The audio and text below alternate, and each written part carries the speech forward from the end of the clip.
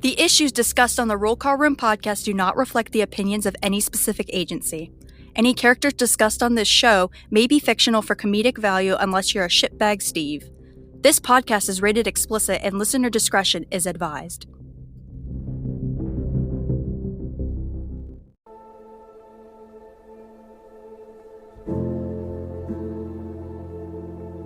This video won't make you change. It might motivate you for a little bit, but if you don't have that strong reason to change and to want to improve your life, you're not going to stick to it.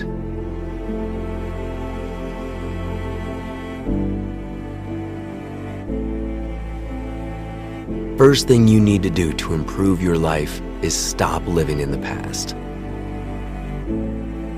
Show me the past. Where is it? You can't even show me the past. You know why? Because the past does not exist. It's literally just a thought in your head. Like you're just thinking something, and that thought is preventing you from planning your future. Do you not realize this? We cannot change the past, or what happened to us, or what we did. We cannot change anything. We're getting older, and you choose to live in the past. Instead of focusing on the past, focus on your future. What do you want your future to look like? Do you have any goals? Are you trying to accomplish something? Because if you were, you would not be dwelling on the past.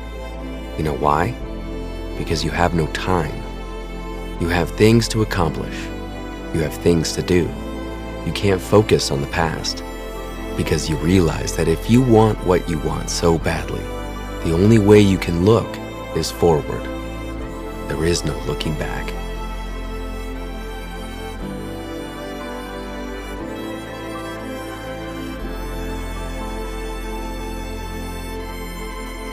Forgive yourself. We all make mistakes. I have made the biggest mistakes ever. I have made mistakes so big till this day.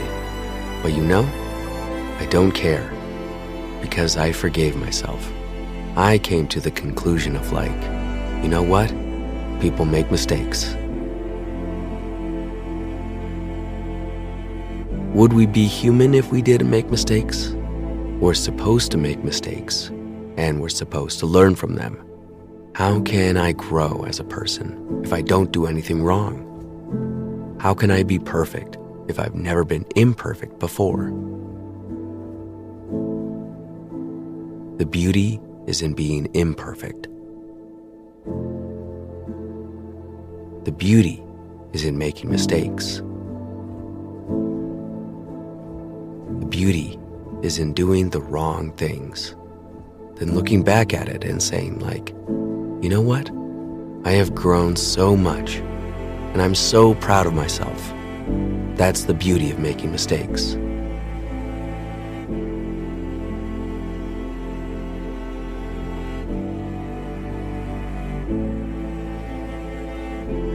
So you have to forgive yourself. Something might have happened. It might have been your fault. You might have done something, or somebody might have done something to you. But the only power you have right now is how you treat yourself afterwards and how you react to it. And you have to realize that in order to move forward in your life, you have to forgive yourself first.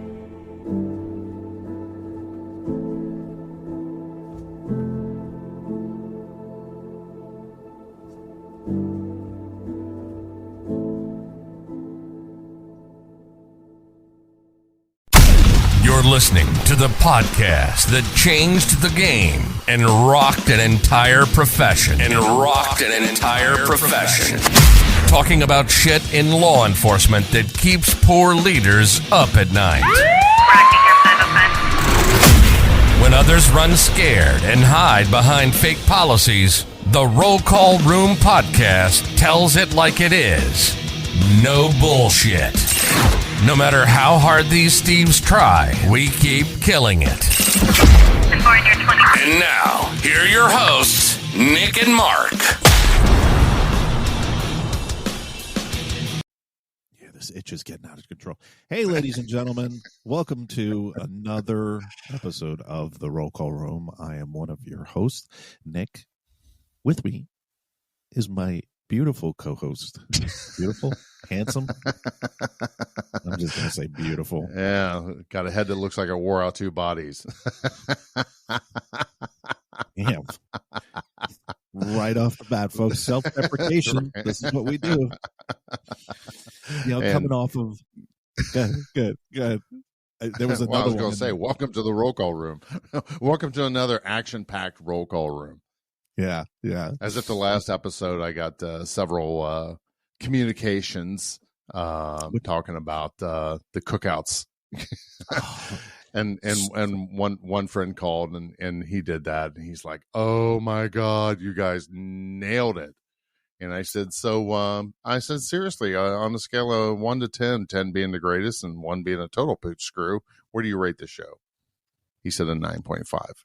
Oh, we're going to get to that. I said, that's awesome. Yeah, I said, good. It's good to have goals. So yeah.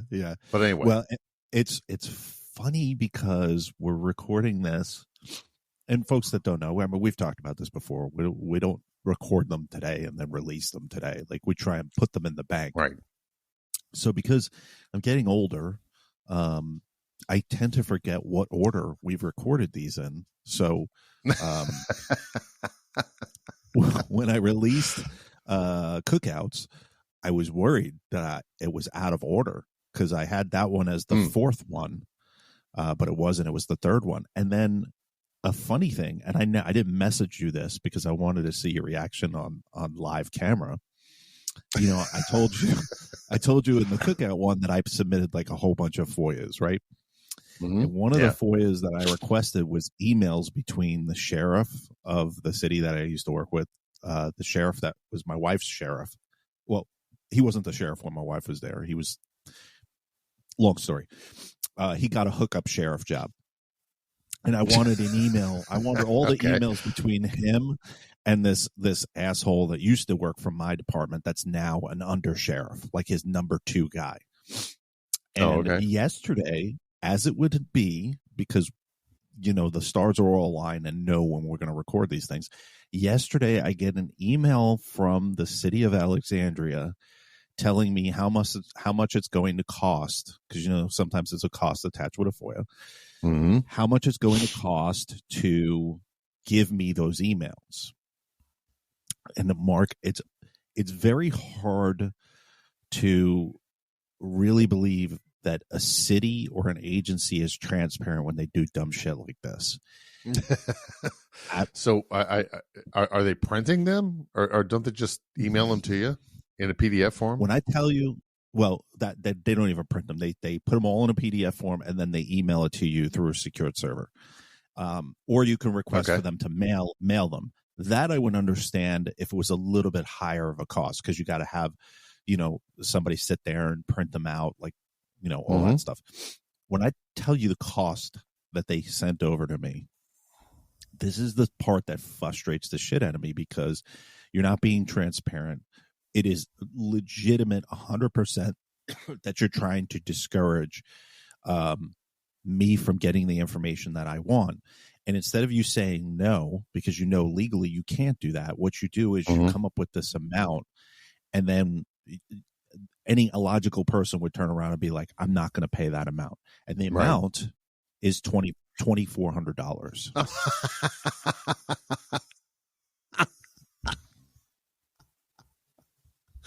Where in the world did they come up with that amount of money? Yeah, I emailed back the city was it $1 per word or what? At $2,400. Here's the funny part. Was like 2 years ago, maybe 3 years ago, when I first left the department. Yeah, I requested all the text messages between certain people. Mm-hmm. That one was like $1,800 or $1,700 because it does require you to do a data dump on each phone, and there's a lot of work involved in grabbing text messages.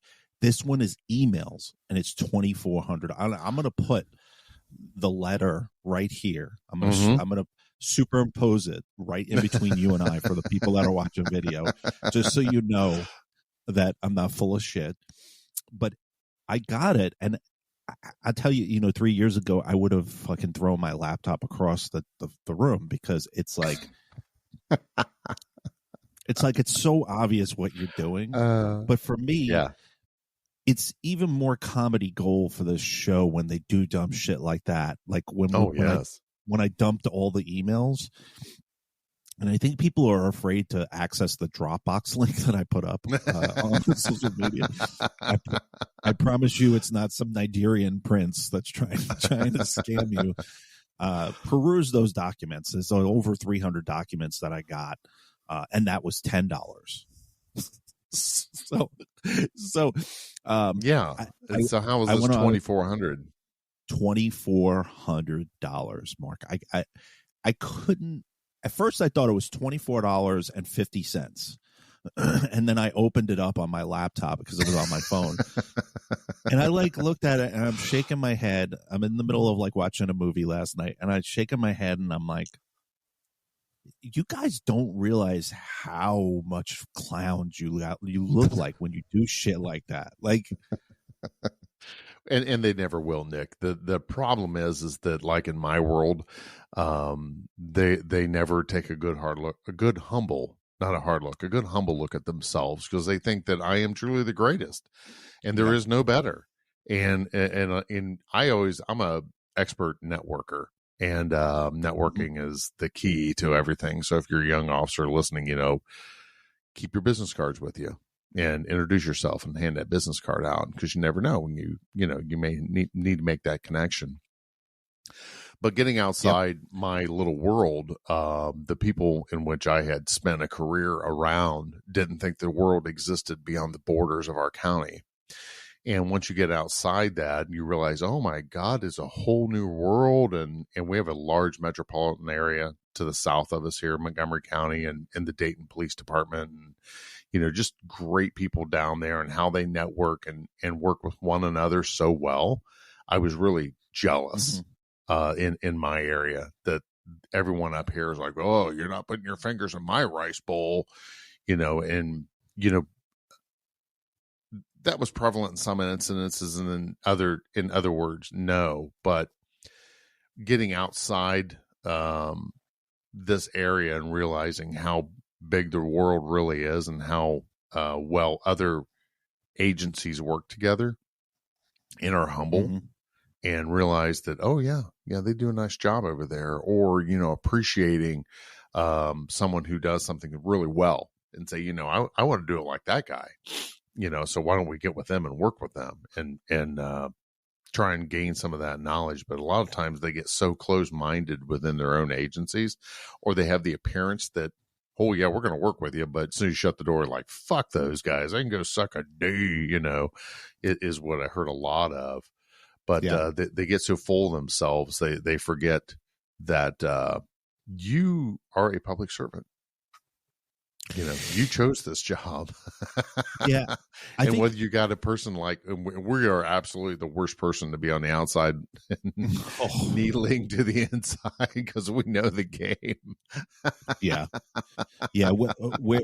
What's even worse, and I can literally make a full-time job out of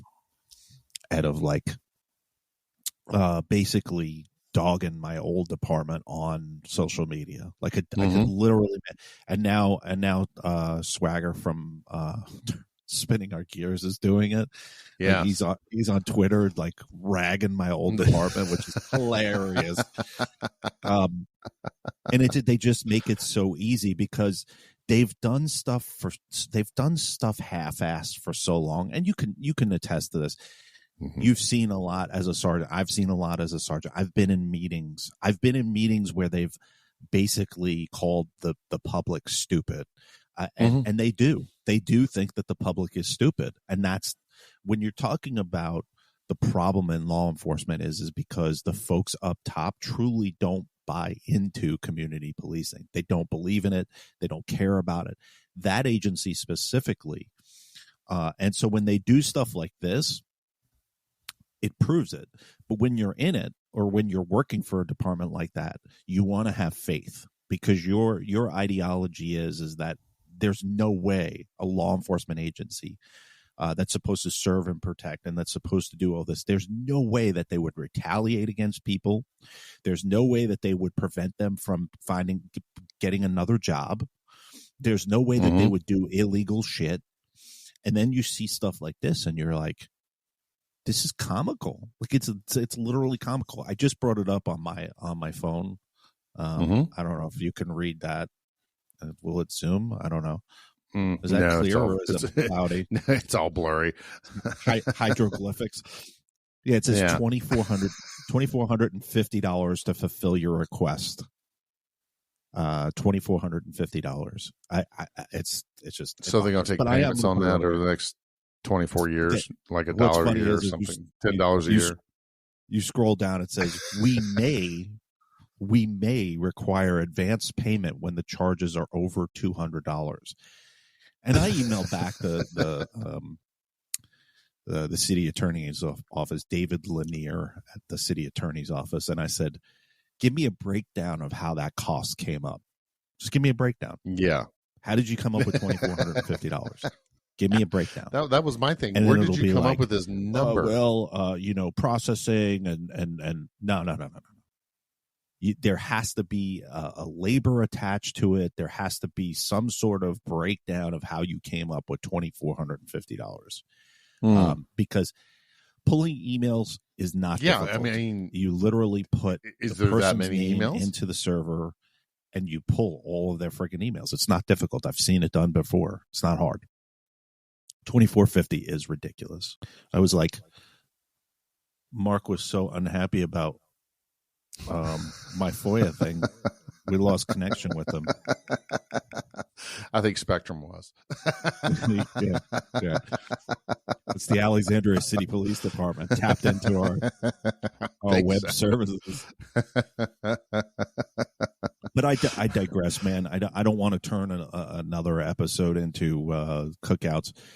I think fundamentally, I think that's what people were happy with. I think they were happy with the fact that we're calling out the hypocrisy of certain things. Like, instead of having a community policing unit that's out there every day talking to people, their idea is let's just do one cookout. We can touch, maybe 100 community members, and then we don't owe them anything for a couple of months.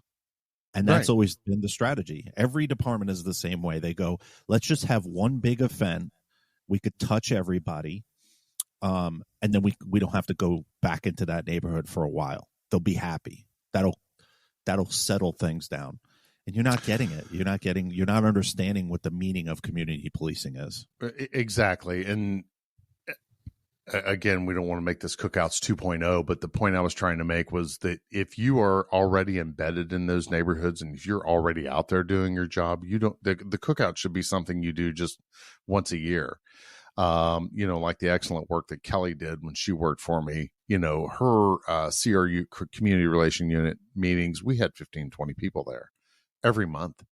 And, she spread them out throughout the month. So we didn't have hordes. She took care of 3 neighborhoods herself and was like begging, trying to get other people to get involved there at the PD. And I mean, we're a small city. I mean, we're less than 10,000 people.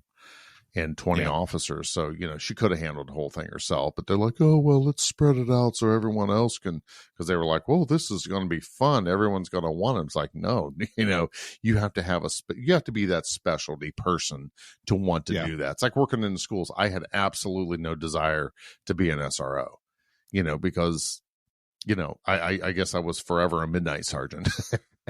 That was my role, dude. Yeah. What I learned running community policing was everybody wants to wear the T-shirt, but nobody wants to go on the ride. Exactly. That's what it is. Well said. You get commanders that when you're in strategy meetings to do these cookouts or to do these community events, they're like, no, I want to be there. And then they show up with their shiny shoes on. They're not there for any manual labor. No. Right? So they're not going to help you unload the grill from the trailer. They're not going to unpack food. They're all they're there to do is to smile and wave. And it was super irritating because I ran a crew of 12, 13 officers in community policing. They're sweating their ass off. They're working their ass off. They're there an hour after the event is over, cleaning up. And these commanders are drop and go. Gone. Yeah. And the reason why I put the FOIA in on the last one about where they were getting the funds for this, because the public doesn't truly understand. If the police department truly cared about community policing, there would be a dotted line in their budget, their annual budget for community events, and there's not. And that's why they have to solicit for funds to go buy hot dogs and buns and all these different things. And the bottom line is in almost every police department's general orders, you are not allowed to solicit for funds while you're on duty. And in this FOIA, it's going back and forth using department city emails back and forth to the police foundation, to other foundations, to other organizations. And what gets even better is the police foundation, as a 501(c), you're not allowed to solicit funds from another 501(c). It's illegal. Right. You can't do that. You can't borrow from Peter to pay Paul. Right. And when I was the community policing sergeant, I worked with the police foundation, who was a part of my investigation to get rid of me. They were doing that constantly. They were constantly soliciting funds from other 501(c)s. And nobody touches them. Nobody touches them because they're a police foundation. Exactly. And that's what my colleague was saying, was that we're the police. We don't have to worry about this. It's like, well, now you're kind of falling into, out. Yeah, exactly. And that's what we're doing. Well, check yourself, ladies and gentlemen. And I got no email. I got no email back from the city manager. I got no email back from the city council. I got no email back from the dork mayor of the city. Everybody's mum. Everybody's quiet. And for a really, really strong liberal city, a democratic city, it's astounding that when you're crucifying other politicians for doing stuff that's a lot less than that, and you say you're a transparent city, it's hypocrisy at its best. Exactly. It's the hypocrisy of it. And that's where I feel that we'll be that lighthouse, for those of us that find ourselves with suddenly these people decide to put a crosshair on a good person's back. And how do you combat these people? How do you beat them at their, not to say beat them. You want to defend yourself and defend yourself with honor and integrity. Lord knows our stories are horrendous, and no officer should ever have to go through that. I mean, we both have worked. I worked in corporate America. I owned my own business. I was a politician. No way in hell did you ever treat people the way that some of these agencies treat their folks. And then they sit back and they wonder, why do we have trouble recruiting? And it's like, I know I ever wanted to recruit anybody. When I was happy in my job, it's the best fucking job in the world. And it was the best fucking job in the world because I love doing it. I love doing my job. Until it wasn't. I mean, the last 2 years was absolutely the most miserable experience of anyone's life. And I'm like, only in government would this be allowed to go on, which is sad. Because you're taking good people and then you sit back on, whoa, why doesn't anyone want to do this job? So yeah, people dialing into the roll call room and listening to us and they're like, fuck that. What do I want to do that for? I can go drive a truck and make that kind of money. Right. Good. And I would theoretically, the roll call room was started for law enforcement, for crusty ass folks like you and I.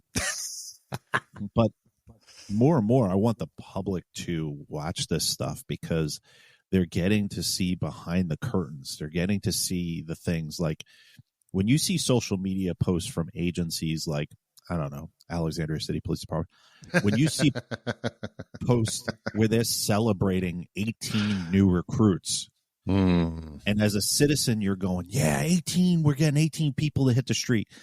you are really not smart, because what you're not realizing is how did it get to the point where we're putting 18 officers in the academy? Mhm. That is not attrition. That is not retirement replacements.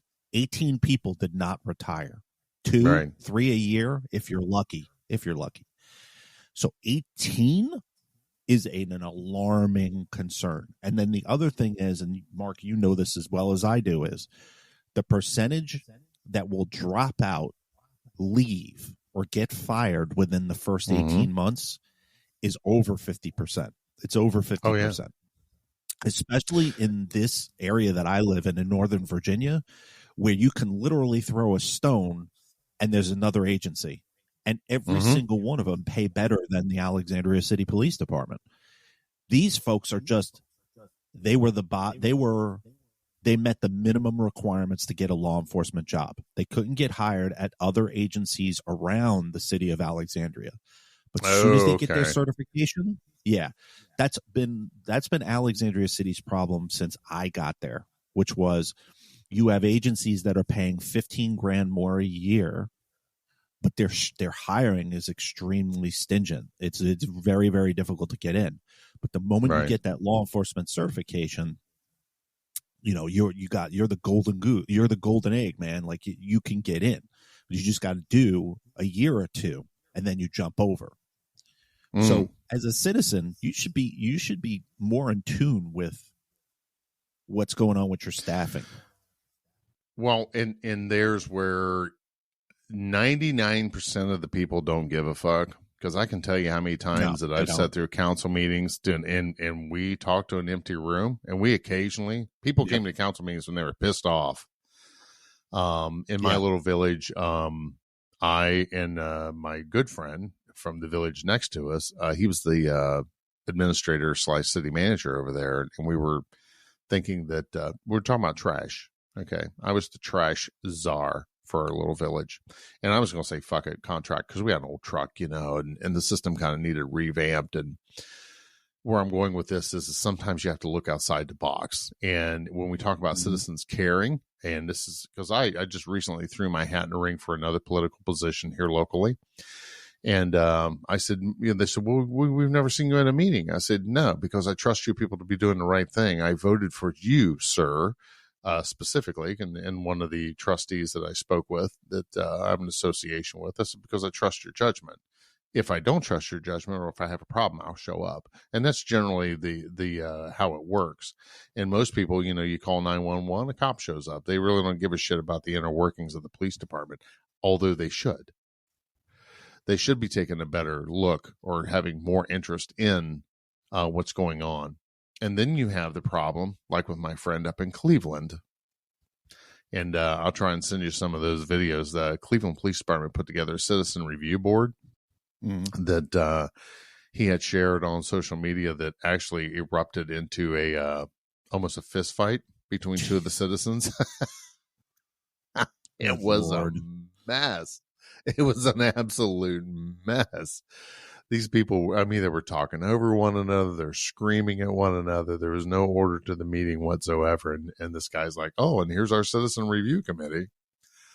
But where do you find the balance? And the balance is I feel that I like your theory on how to hire the chief.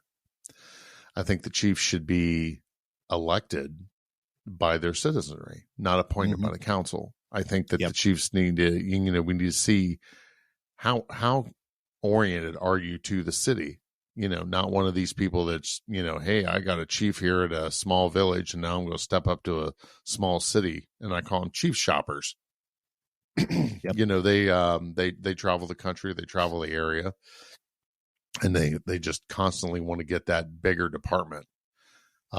We had a guy here locally that did that, and I think he ended up at some university as a chief of police there. But I think he was even he was the chief of Cleveland for a short period of time. But they quickly figure out these people that are in way over their head, these people that talk the talk, they can't walk it, and we need to get the walkers out there. We need to get the people that's in leadership positions, management positions, that actually care about the people. You need to be people first, because if you're not people first, they're not going to stay.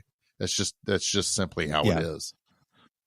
Go ahead, sir. Yeah, I mean, we saw it in and shout out to our NYPD folks that listen.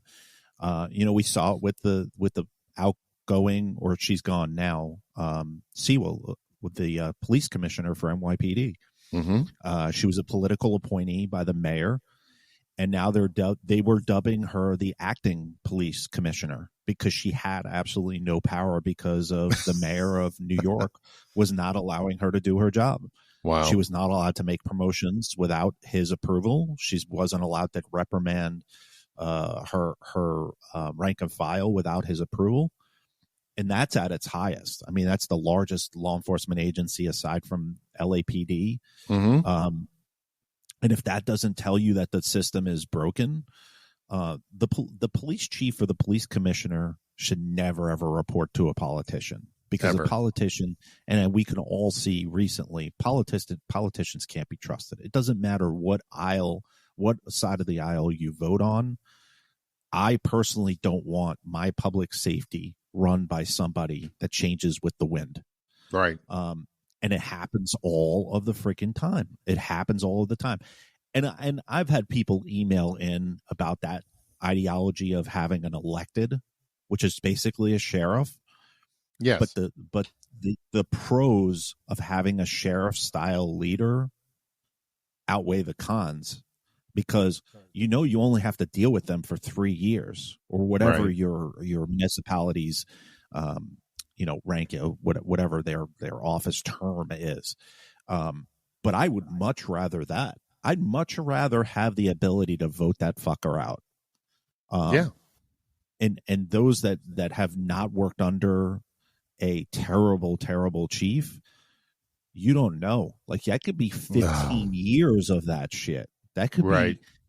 And the problem is that when they leave, they've already imprinted the next bunch of leaders behind them. When a sheriff comes in, Yes. or an elected comes in, they fucking hand out pink slips like a motherfucker. Mm-hmm. Their first like couple of days in office, they're like, you are no longer the under sheriff, you are no longer a captain, you are no longer a lieutenant, and so on and so forth. And it serves its purpose. It serves a good purpose. I think as part of let me give the quotations, police reform, that's what needs to be looked at as well. Because I mean, we've talked about it before. When you talk about police reform, everybody automatically thinks about the officer on the street. That's what they think. Yes. So good question to you, because you've been around for 100 years. Okay. When do you think policing started to shift? When was the time when you started to think it started to shift? That is a great question. And that's come up. A wise man told me about it. We should start doing a segment called Ask Nick or something like that. Ask the roll call room, and have people comment on social media, whatever. When do I think the shift came? I think the shift came around 2012. In that era, about 10 years Ferguson? ago. Yes, exactly. Ferguson? Right No, after Ferguson that. wasn't that. Let's Google it real quick. Was Ferguson that long ago? Yeah, I was doing the same thing. Both of us, old fucking people. Well, you go ahead and Google it, and I'll continue talking. But I think it occurred then. I think when actually when Lexapol started hitting the and remember, everyone, a lot of these managers have that Hive mentality. So we were talking about cookouts earlier, and my colleague was talking about how many people now have cookout trailers versus food trucks just to go out and do the cookouts in the neighborhood. So they went and spent a bunch of money and did that. So you have that Hive mentality. So then there's another company called Lexapol. That's if you haven't heard of it, and there's nothing against the company. They do an excellent job of unifying or standardizing policy and procedure. And when you start doing that, I think these people think that if you're not accredited, which accreditation is where you have a certain set of policies and procedures, and what that does is that hopefully lowers your city insurance rates. But what Lexipol does is that it's 100% customized to your agency. And I think that's what a lot of people's like, well, the policy says this. And since they're so immersed in what the policy says versus what's good for your officer, or, you know, hey, what is our mantra here on the roll call room is police suicides are ridiculously high. And they're ridiculously high because there's people that quit caring about you.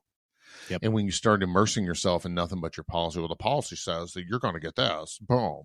And then they start over disciplining people. Yep. And so you take a guy that's already ate up, and I'm just talking about me. You take a guy that's already had 28 years of trauma under their belt, and now you want to start hammering nails, you know, Yep. for minor infractions. Well, you know, that was a good job, but you said fuck on your body cam, so we're going to give you some discipline out of this. You do realize we were in the middle of a disturbance. Sometimes you have to speak to people in the language in which they're used to being spoken to. You know, Yep. So you didn't hear me dropping F-bombs on this program, do you? I mean, seriously, one may slip out once in a while, but, you know, I don't swear a lot. But sometimes at night when you're out there, look, motherfucker, you know, you can turn the asshole switch on. So I know I kind of went around the rabbit hole a little bit here, but when you get into that Hive mentality, and when did the switch occur? I think was the combination of, was Ferguson back then? Is that when? So the I looked it up. You were very close. It's 2014, but I think you're spot on, because the powder keg was starting to build up before that, because there were race relations, there were other things that were going on before 2014, and Ferguson just kind of was the catalyst. I think anywhere geographically that was doing what Ferguson was doing, it was going to happen. If it wasn't Ferguson, it was going to be Minneapolis. If it wasn't Minneapolis, it was going to be Chicago. If it was, I mean, the laundry list goes on. But what Ferguson was doing, and those of you that have not educated yourself on that whole situation, what the town was doing, what the town of or city of Ferguson was doing to their community was unbelievable. And they were basically using the police department as a revenue generator. Yeah. I mean, they were crushing people that were below the poverty level, and they were writing tickets based on revenue, and they had enough. Now, let me pause there. That does not excuse the manner in which the citizenry reacted. Ferguson was by far the worst tactical riot deployment that went on for far too long. And I mean, that could be a whole other episode. It definitely displayed how inexperienced the police chief, who was there for 30 plus years, how terrible of a leader he was. Yeah. He didn't make a public statement in the first 24 hours. He didn't calm anything down. If anything, he exacerbated it. He refused to ask for help by state police. He refused to ask for mutual aid, and they burned that fucking city down. Yeah. And then they hung Darren Wilson, the police officer that shot Michael Brown, justifiably, according to the FBI, justifiably hung him out to fucking dry when he knew it was far gone. Like, he knew the city was burning. And everything you're saying is the premise of this show. This is a long-term 100%. Chief who's been in there too long. How you like that? So I feel like I'm word sallying. He's there too long. He's too comfortable. Nothing's changed. He's created an environment. Everyone he's brought up underneath him has left. You know, the city administration, the council, and the like. They're like, oh well, you know, he's been here so long, so no one ever challenges him. You know, it's just like in the detective section where some of these agencies, you know, have a 3 to 5 year rotation. You can only be in the bureau so long, because after you're in there so long, you get soft. You lose your fire. You lose your hunger. Of course, the other side of the coin is, well, but you're working on these cases and you have all the experience. Yeah, I get that if you're a homicide detective. with a large agency. Right. I get that. But, the yin and the yang is that you need to be fresh and you need to have that constant rotation. There should be term limits there. I mean, if you've been a chief for over 10 or 15 years, and it's all up to your own agency, but what are you doing that's new? What are you doing that's innovative? And there was a local agency here that was just writing tickets for revenue. That's not what you're there for. You're not there to raise money. Disaster. Yeah. That's why in my city, we wrote more warnings than we did tickets. If you're 20 over in a school zone, yeah, brother, you're getting a ticket. Sorry. But I never apologize for it. But, you get just as much enforcement out of a warning as what you do a ticket. If you're using your law enforcement as a revenue generating, well, you've simply lost while you're here. Yeah, and that person should have been fired. That chief should have been shut at the door. It always made me laugh, and I'm going to pick on motor officers for a minute. It always made me laugh because they were so ticket driven. That's what they do. Yeah, but they're so ticket driven. Like their quotas and just their internal competitions on who writes the most amount of tickets. And then then if you educated them on how much of the fine actually goes to the agency, by the time it's like $10, if that the court gets all the money. Court, the state, I think they get like 5% of that. Right. It's so minuscule. So you're out there, you're busting your ass, you're in the fucking freezing cold or the heat, and you're in your fucking boots that are up to your knees. And you're out there, Joe Motor Cop fucking writing 100 tickets, and realistically what you're putting into the bank is like $20 a month. It's like take it easy, buddy. You do some educating, do some prevention. It goes a long way. And a lot of these videos that you see of things that go uses of force that happen as a result of traffic stops, I got to tell you, man, a lot of the videos that I'm watching recently, the justification for the traffic stop itself is not lawful. It's not a lawful traffic stop. And citizens they're not like when you and I were doing traffic stops where the public was not educated at all. There are people that know the traffic law better than a 10, 15-year cop. Oh, yeah. It's like here at CCW is the big thing. Well, and the big one is running people's license plates randomly. Citizens are like, why are you running my plate? Well, because I can. No, you can't. Yeah, license plate bingo shouldn't be the reason why you're out there making traffic stops. You do take an NCIC certification every year. It says on there that you're not allowed to just run random plates and base a traffic stop off of the information that you get from it. You can't do that. You can't do that. It makes me laugh. Yeah, it makes me laugh because I see big cases, like old cases of like Timothy McVeigh from the Oklahoma City bombing. Yeah. It was a local cop that stopped him on a traffic stop, and he had to wait for him to have a traffic violation. He did the smart thing. He didn't just run the tag and then turn around and go, I'm going to pull this fucking car over.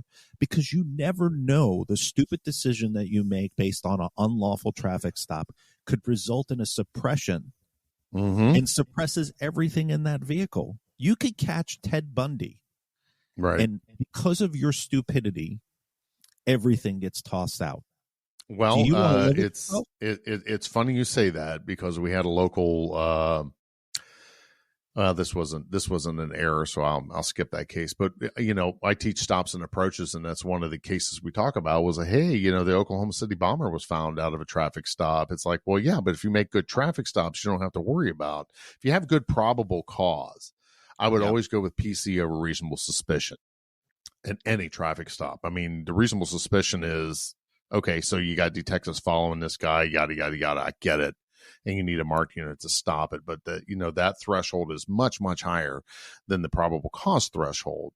But if you're making good traffic stops, and when you were speaking, I had an officer that I was in charge of there for a while, and that's all he did was play license plate bingo on the interstate entrance ramp.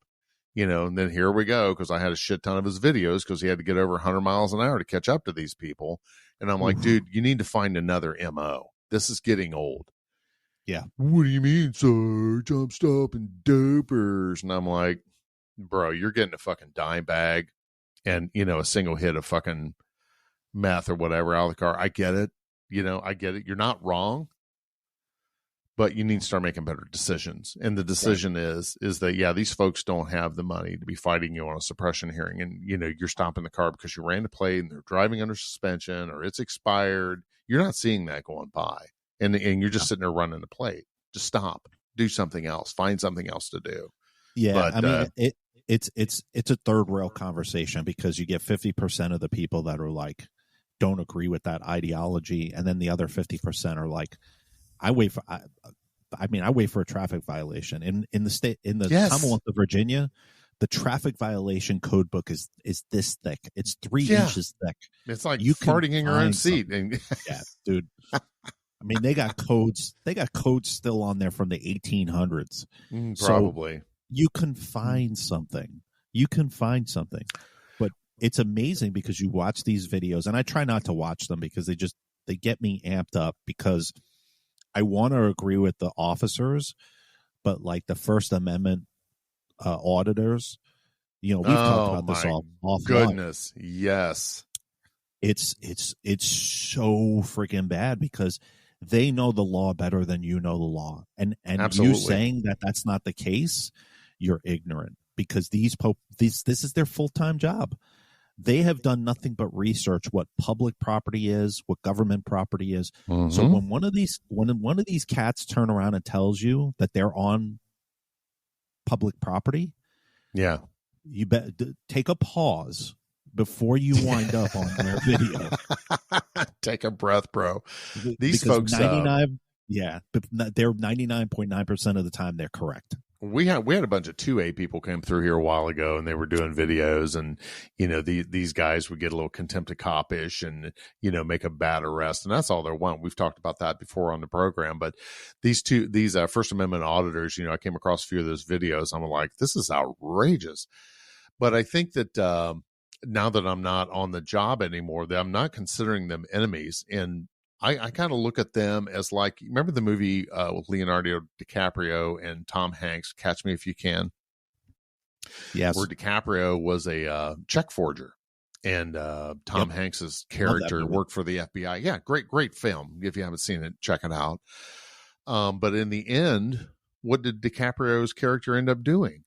He ended up working for the FBI, showing them, hey, look, check this out. This is what I did. And they paid him. So in that sense, I'm like, don't discount these citizens that are being critical of you and your job. Because I was that cop, and I had one of these 2A guys start citing, did you know? Brr, brr, brr. I'm like, no, dude, I don't. And I appreciate you for bringing that to my light. But here's why I'm here today, bro. It's because you're walking up down the street with an AR slung.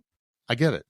Yeah, you have every right to do it, and I'll talk to my person, but this is a couple things I need from you, and you can be on your happy way.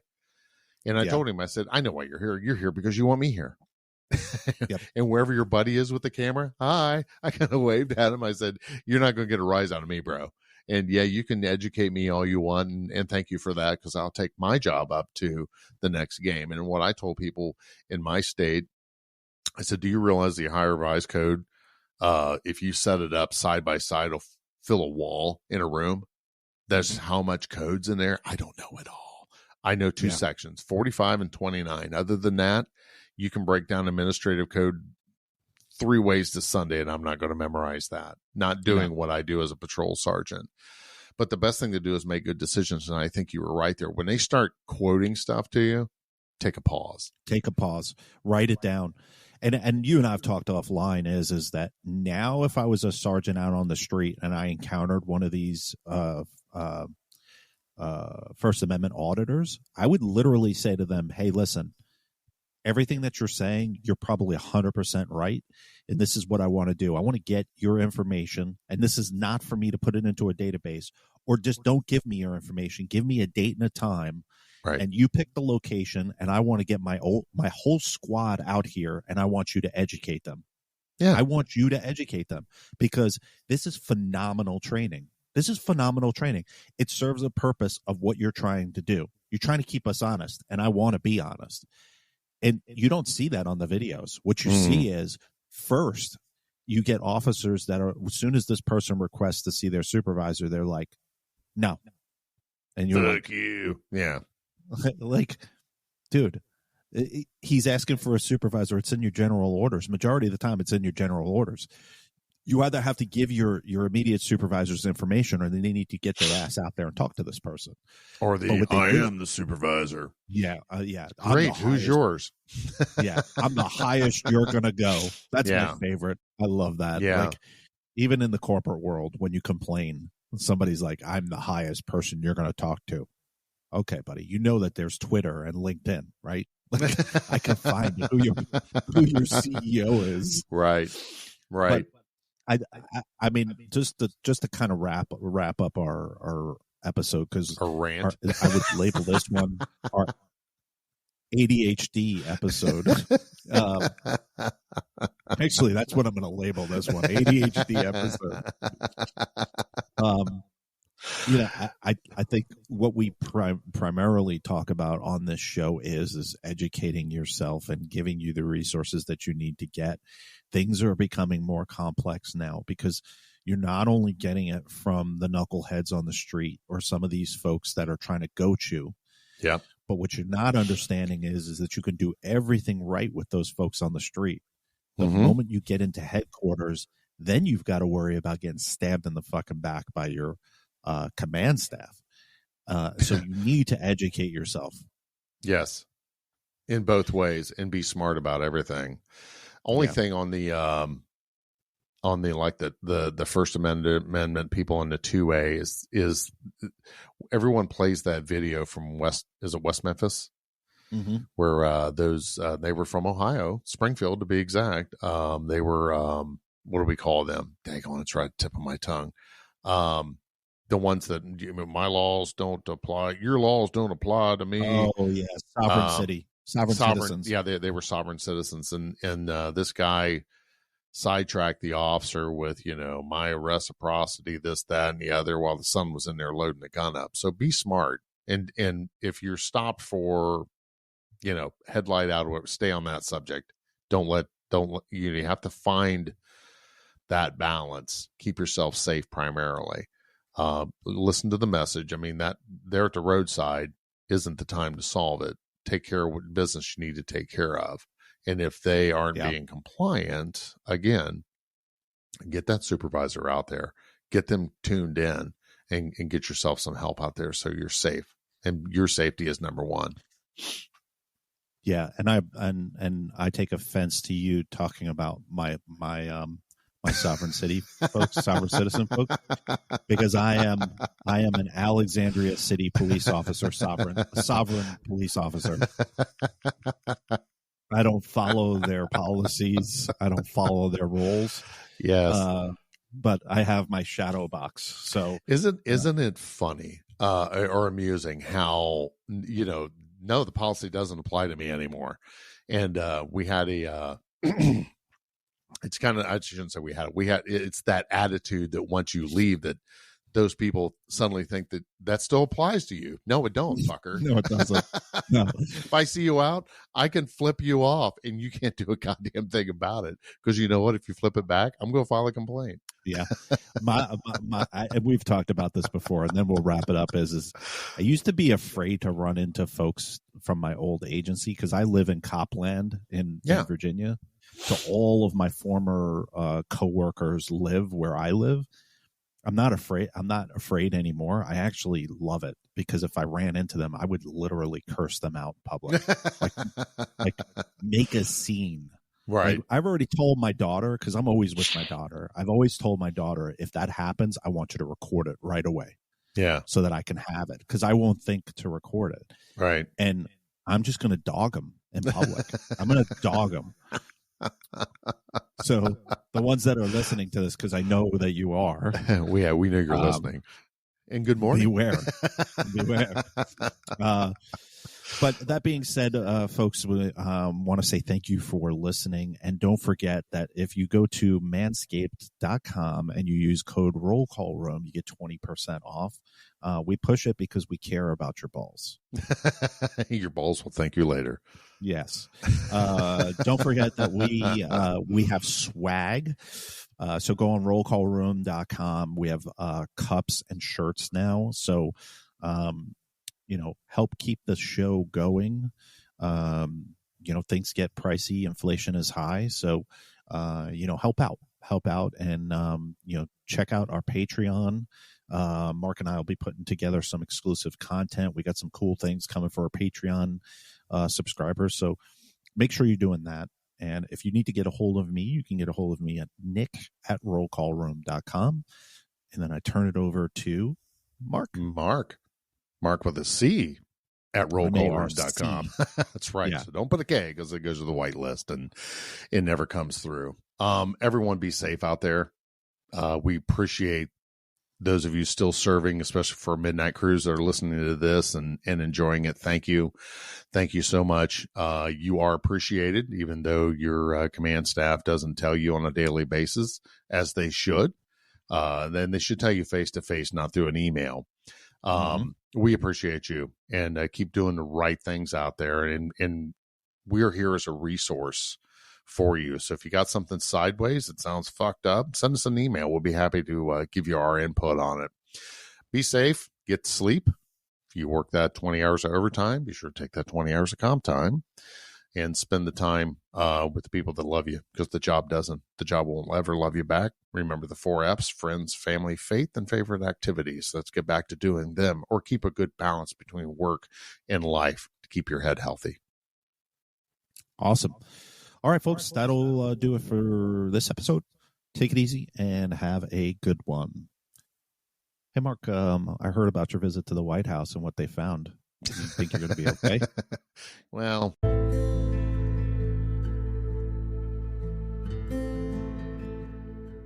law enforcement suicides are at an all-time high right now. One of the causes is poor leadership within the law enforcement profession. Nick, the host of the Roll Call Room podcast, has written a book, Police Mental Barricade, A Survivor's Guide to Poor Law Enforcement Leadership. This book is a raw and powerful look into suicide and how poor leadership decisions contribute to law enforcement suicides. Buy the book now at mentalhealthbarricade.com and stop the stigma.